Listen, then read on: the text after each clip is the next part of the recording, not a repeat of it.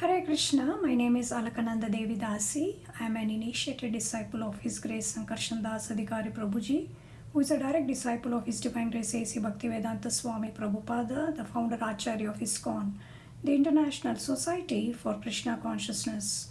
In this video, I shall give you a brief summary of Chapter 9 of Bhagavad Gita as it is, the most confidential knowledge.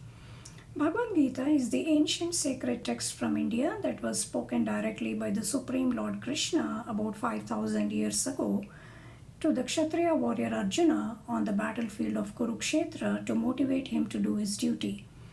The Sanskrit term Bhagavad Gita literally means the song of God.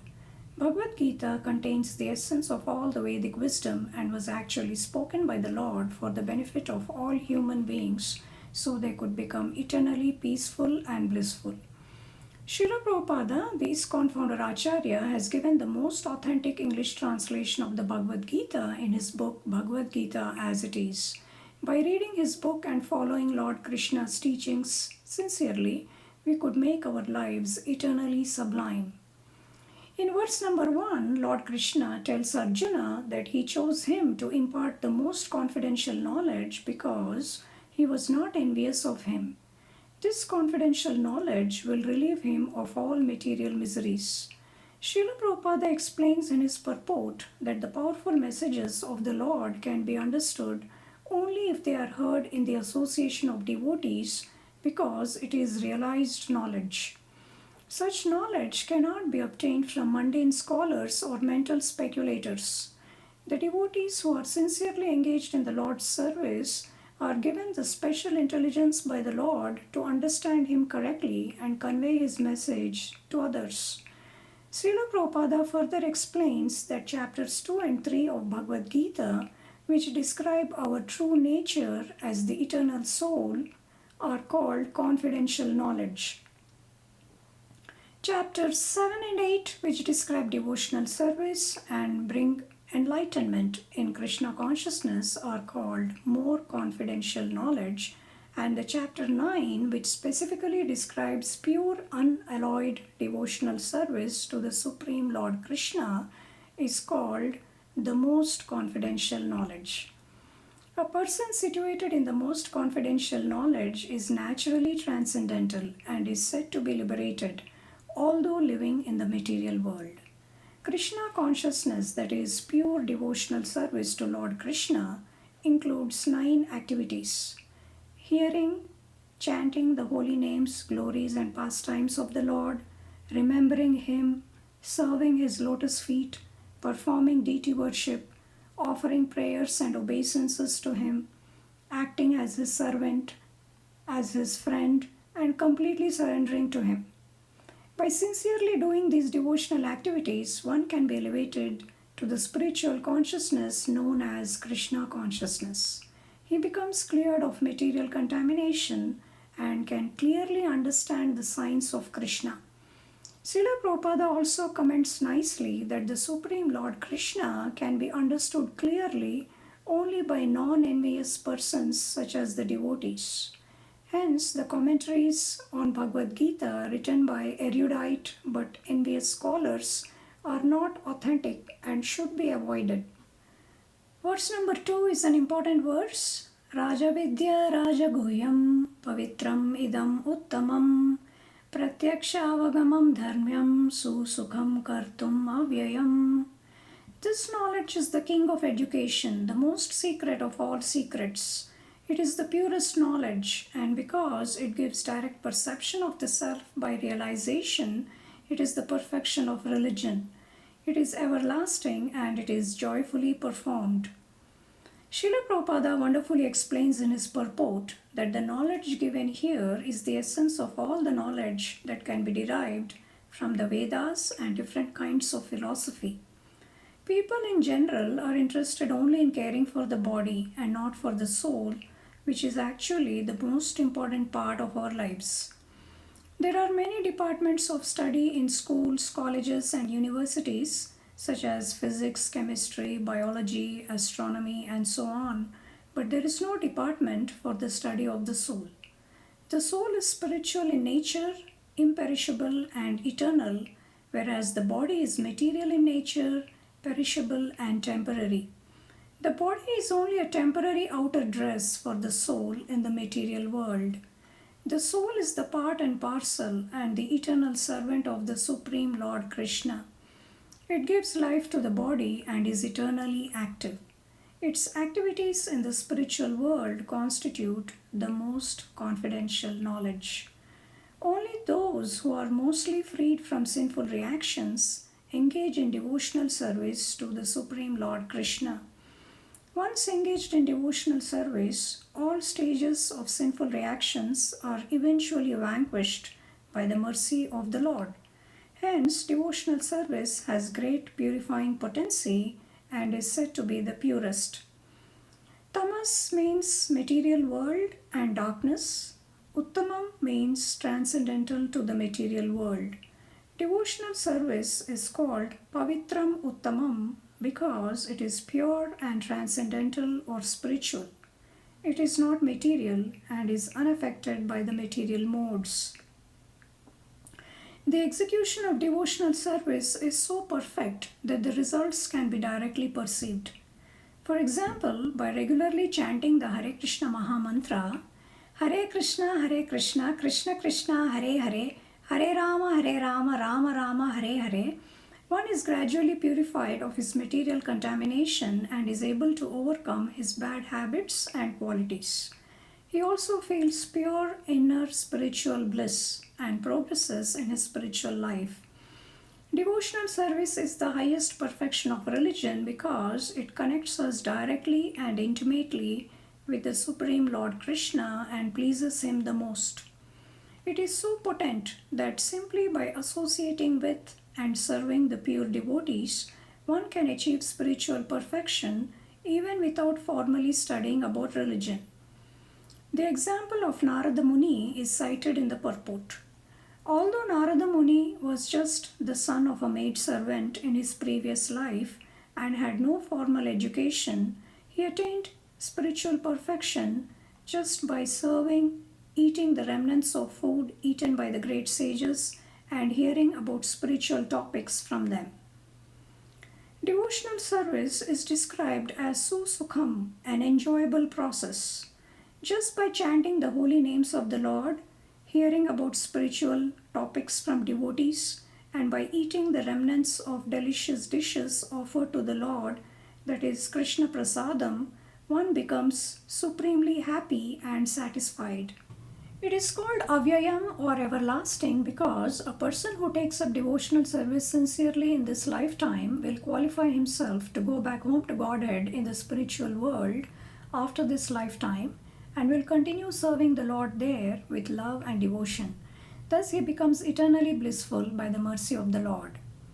In verse number 3, Lord Krishna warns that those who are not faithful in his devotional service cannot attain him and will remain in the material world. Srila Prabhupada clearly explains that faith is the complete conviction that one can achieve all perfection simply by serving Lord Krishna.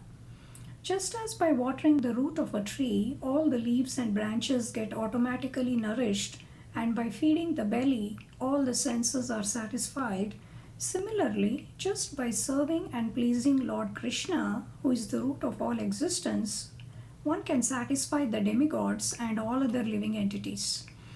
Srila Prabhupada also mentions that there are 3 classes of devotees based on the level of their faith. The first class devotees are those who are well versed in the devotional scriptures and have a firm faith in Lord Krishna. The second class devotees are not so well versed in devotional scriptures but have firm faith in the Lord and in the process of Krishna consciousness. The third class devotees are those who neither have a good knowledge of the scriptures nor firm faith in the Lord. They are more likely to fall down from the spiritual path. The first and second class devotees will not usually fall down. In the subsequent verses, Lord Krishna clearly explains that he pervades the entire universe in his unmanifest form and all living entities are in him, but he is not in them. Everything in the material world is just a combination of his 2 major energies, the spiritual and material energies. Just as the sunshine is spread all over the universe, The Lord's energy is spread all over the creation and everything is resting in that energy. He, however, remains aloof from his creation and is unaffected by it. This is called as Yogam Aishwaram, his inconceivable mystic opulence. He further explains that the entire cosmic creation is automatically manifested and annihilated again and again by his will. The purpose of the material world is to allow the living entities to satisfy their desires, and hence the Lord remains aloof from it. Verse 11 is an important verse. Avajananti ma mudha manushim tanum ashritam param bhavam ajananto mama bhuta maheshwaram. Fools deride me when I descend in the human form. They do not know my transcendental nature as the Supreme Lord of all that be. Srila Prabhupada explains that many foolish people think that Lord Krishna is an ordinary man and not the Supreme Personality of Godhead. They are ignorant about his spiritual nature. In Brahma Samhita it is mentioned, Ishvara Parama Krishna Sachidananda Vigraha Anadiradir Govinda Sarvakarana Karanam. Lord Krishna is the supreme controller and has a spiritual form of eternity, knowledge and bliss.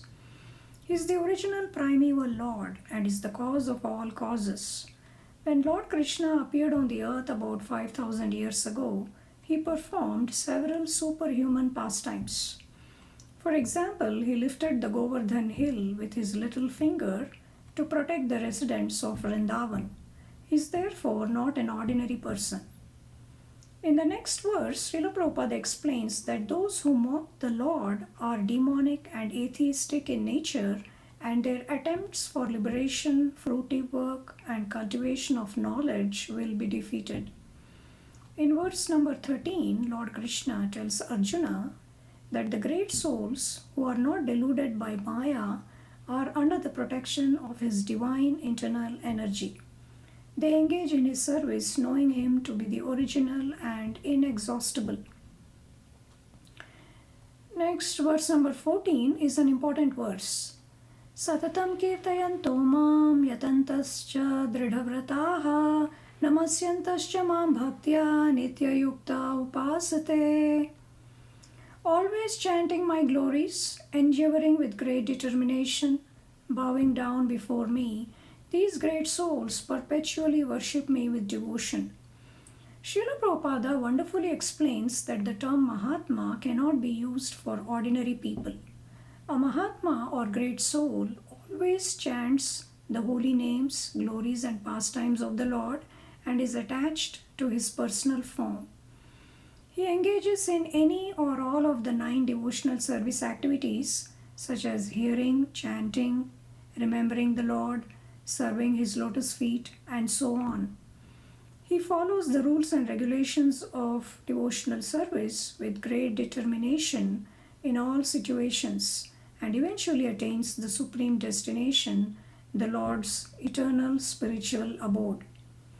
In verse 15, Lord Krishna explains that some people worship themselves as the Supreme Lord, some worship any of the numerous demigods, and some worship his universal form or the Vishwarupam. He tells us in the subsequent verses that he is the ritual, the sacrifice, the offering to the ancestors, the healing herb, the transcendental chant, the butter, the fire, and the offering. He is the father, mother, the support, the grandsire, the object of knowledge, the purifier, the syllable Om, and the Rig, Sama, and Yajur Vedas. He is the goal, the sustainer, master, witness, abode, refuge, the dearest friend, the creation and annihilation, the resting place, and the eternal seed. He can either send or withhold rain and represents immortality as well as death. Both matter and spirit are in him. Hence, an advanced devotee doesn't distinguish between matter and spirit and sees only Lord Krishna in everything. In verse number 20, Lord Krishna explains that those who study the Rig, Sama, and Yajur Vedas, drink soma juice, and seek the heavenly planets worship him indirectly. They perform sacrifices to please the demigods, get purified of the lower modes of passion and ignorance, and attain the higher planets such as Maharloka, Janaloka, and Tapoloka. There they enjoy heavenly comforts and pleasures for a very long period of time, and when their pious credits have been exhausted, they come back to the earth again. Then verse number 22 is a great verse to remember. Ananyas chintayanto mam ye jana paryupasate tesham nityabhiyuktanam yogakshemam vahamyaham. Those who always worship me with exclusive devotion, meditating on my transcendental form, to them I carry what they lack and I preserve what they have. This verse reveals the wonderful benefits of serving Lord Krishna exclusively and sincerely at all times with full attention. Devotional service activities such as hearing and chanting are highly auspicious, powerful, and purifying. They make the devotee perfect in self-realization and enable him to always remember Lord Krishna and to eventually reach his eternal spiritual abode.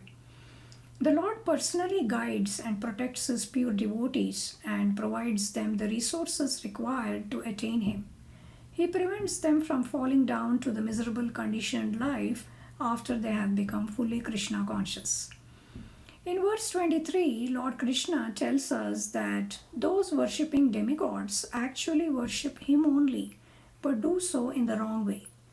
The demigods are different body parts of the Supreme Lord Krishna and are subordinate to him. Simply by serving Lord Krishna, we can automatically please the demigods, just as by watering the root, all the parts of the tree automatically get nourished. The demigods are officers working in different departments of the government of Lord Krishna.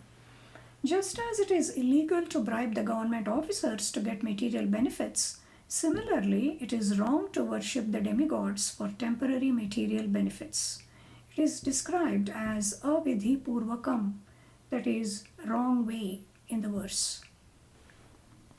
Lord Krishna further declares that he is the only enjoyer and master of all sacrifices, and those who do not recognize his transcendental nature will fall down.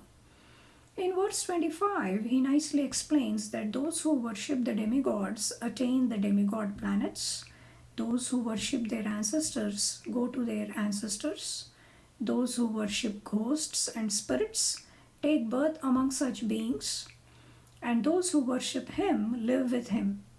Hence, we can understand that different paths lead to different destinations.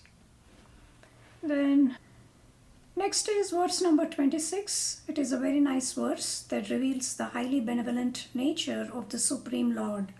Patram pushpam phalam toyam yome bhaktya prayachati tadaham bhaktya upahratam ashnami prayatatmanaha. If one offers me with love and devotion a leaf, a flower, a fruit, or water, I will accept it.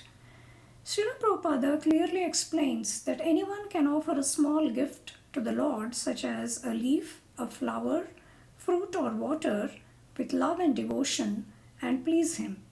Nobody is barred from serving the Lord and earning his special mercy and blessings. Even the poorest man can serve the Lord and attain the highest perfectional life of eternity, knowledge, and bliss. The Lord is self-sufficient and doesn't really need anything from us. He is kindly giving us an opportunity to serve him so that we could develop a reciprocal loving relationship with him and eventually get out of the miserable material cycles of birth, death, old age, and disease. The word bhaktya means with devotion and is mentioned twice in the verse to emphasize the importance of bhakti or devotion. Without the basic principle of bhakti, the Lord doesn't accept anything from anyone. This verse also gives information about what to offer and what not to offer to the Lord. One could offer vegetarian foods without onion and garlic to the Lord. Examples are grains, pulses, cereals, milk and milk products, vegetables and fruits. We should not offer eggs, meat, or fish because he did not mention them. The important element that the Lord is looking for is our love. Another important thing to learn from this verse is that the Supreme Lord Krishna is absolute, which means that his senses are interchangeable. One sense can perform the actions of any other. For example, the Lord can taste and eat the food just by hearing the loving words of the devotee when he is offering the food to the Lord. Next is verse number 27, which is another wonderful verse. Yat karoshi yadashnasi, yat juhosi dadasiyat, yat tapasyasi kaunteya, tat kurushva madarpanam. Whatever you do, whatever you eat, whatever you offer or give away, and whatever austerities you perform, do that, O son of Kunti, as an offering to me. Srila Prabhupada emphasizes the very important point that we must mold our lives in such a way that we will always remember Krishna and never forget him. Everyone has to work to maintain a living, and hence one must work for Krishna. Everyone has to eat to live, and therefore one must eat only the remnants of food offered to Lord Krishna. Everyone performs some religious rituals or sacrifices, and Lord Krishna wants us to do them for him and to also give charity to promote the propagation of the Krishna consciousness movement. One who meditates constantly on Lord Krishna by chanting the Hare Krishna mantra on the japa beads becomes the greatest meditator and yogi. In the next verse, Lord Krishna explains that by dedicating all our activities to him, we become free from the bondage to work and its auspicious and inauspicious results. By fixing the mind on the Lord in the mood of renunciation, we become liberated and attain him. In verse number 29, Lord Krishna declares that he doesn't envy anyone, nor is he partial to anyone. He is equal to all, but whoever serves him with devotion is his friend, is in him, and he is also a friend to such a person. Srila Prabhupada wonderfully explains that Lord Krishna is equally merciful to all living entities, but has a natural tendency to give his special mercy to those who are constantly engaged in his sincere loving service.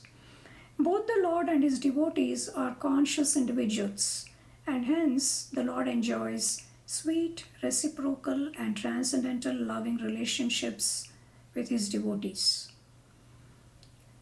In verse number 30, the Lord declares that even if one commits an abominable action, if he is engaged in devotional service, he is considered to be saintly because he is fixed in his determination.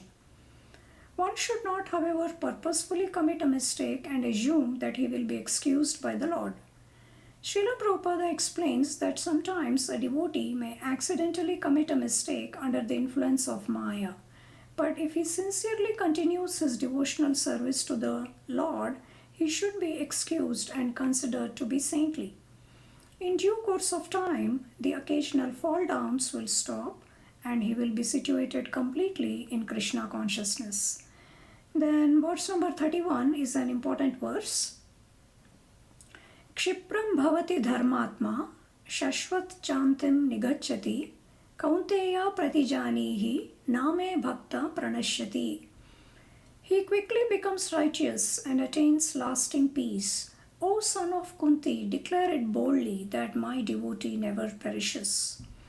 Here, Srila Prabhupada emphasizes the important fact that devotional service gradually cleanses the heart of all material contamination, and hence the devotee is eventually situated in a safe and comfortable position by the mercy of the Lord. He keeps the Lord in his heart by always thinking about him and engaging in his loving service. Hence, he gradually becomes free from sinful actions and their reactions and attains long-lasting peace and happiness. A simple way to become purified of material contamination and prevent accidental fall downs is the sincere chanting of the Hare Krishna Maha Mantra. Hare Krishna, Krishna Krishna, Hare Hare, Hare Rama, Rama Rama, Hare Hare. In verse number 32, Lord Krishna reassures that anyone who takes his shelter, whether they be women, Vaishyas, that is merchants, or Shudras, that is workers, can attain the supreme destination. Srila Prabhupada reiterates that devotional service is so pure and potent that, under the guidance of a pure devotee, anyone, including a low-class person or the most sinful person, can take complete shelter of the Supreme Lord Krishna and become purified by His mercy. The last verse, number 34, is a truly enlightening verse. Manmana bhava mad bhakto madhyaji mam namaskuru mame vaishyasi yuktvaivam atmanam matparayanaha. Engage your mind in always thinking of me, become my devotee, offer obeisances to me and worship me. Being completely absorbed in me, surely you will come to me. Srila Prabhupada nicely explains that Krishna consciousness is the only way to be thoroughly cleared of all material contamination. Lord Krishna is the supreme absolute truth, and hence there is no difference between him and his mind or body. He is completely spiritual and pure, with no tinge of material contamination. He has an eternal spiritual body of knowledge and bliss. One must think of Krishna always in a favorable and loving way. Demonic people who did not like Lord Krishna, for example Kamsa, also thought about him always, but in a hostile way. Such type of thinking is not beneficial. To develop love of Krishna, we must cultivate knowledge about him from the bona fide spiritual master in the Parampara system. Then we could become pure devotees of Lord Krishna and worship him sincerely always with great love and devotion, and eventually go back home to Godhead in the spiritual world. Srila Prabhupada emphasizes that the pure devotees will never fall down because the Supreme Lord personally takes care of them. Thus they could live blissfully in the material world and in future in the spiritual world by the mercy of the Supreme Lord Krishna. That was the summary of chapter 9 of Bhagavad Gita as it is. In my next video, I shall talk to you about chapter 10. Thank you. Hare Krishna.